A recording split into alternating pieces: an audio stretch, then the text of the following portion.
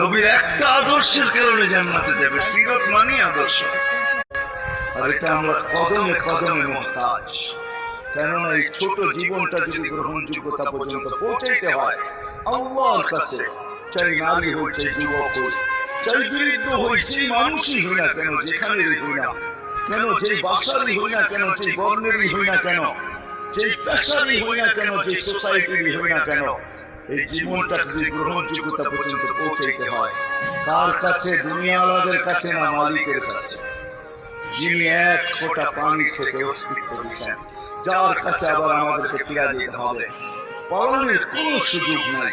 এই জন্যই কোরআন আমাদেরকে বোঝায় আইনাল মাফার। আল্লাহ বলতেছে কোথায় ভাববে তুমি, বলো কোথায় ভাববে? কবির কথাই সত্য, যদিও নাকি পালাও তুমি আকাশেতে লাগিয়ে সিঁড়ি সিঁড়ি